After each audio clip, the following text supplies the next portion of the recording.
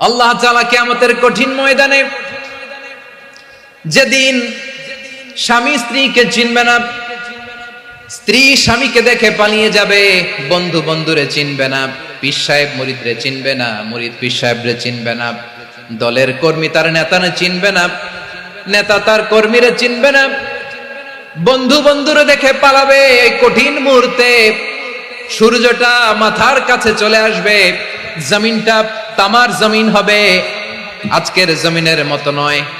মানুষ ঘর্মাক্ত, ক্লান্ত, শ্রান্ত মাথার মগজগুলো কানের ছিদ্র আর নাকের ছিদ্র দিয়ে বেয়ে বেয়ে পড়বে।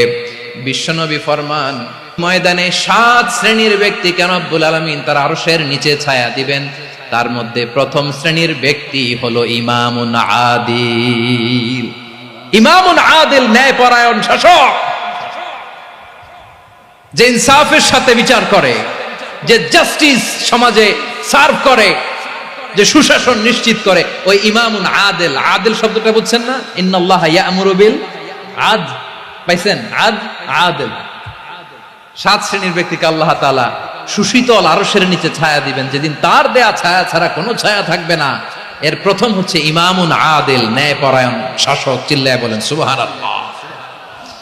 আবার বিশ্বনবী বললেন, ইন্নাল মুকসিতিনা ইনদাল্লাহি আলা মানাবিরা মিন নূর আন ইয়ামিনির রহমান। কিয়ামতের দিন যারা ন্যায়পরায়ণ হিসেবে আল্লাহর সামনে দাঁড়াবে, কিয়ামতের দিন রব্বুল আলামিন তার আরশের ডান দিকে ওই ন্যায়পরায়ণ লোকদের জন্য আরশের ডান দিকে একটা নূরের মিম্বারে তাদেরকে বসার সুযোগ করে দিবে।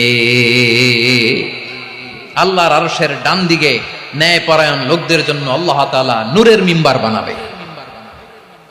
4টে কেন কথা মনে করেছেন? আল আদাল, জাস্টিস। ইন্নাল্লাহা ইয়া'মুরু বিল আদল। আল্লাহ তাআলা এই আদালতের নির্দেশনা দেন, সুবিচার, সুশাসন। প্রিয় ভাইয়েরা, এটা আমরা বাংলাদেশে চাই কি চাই না?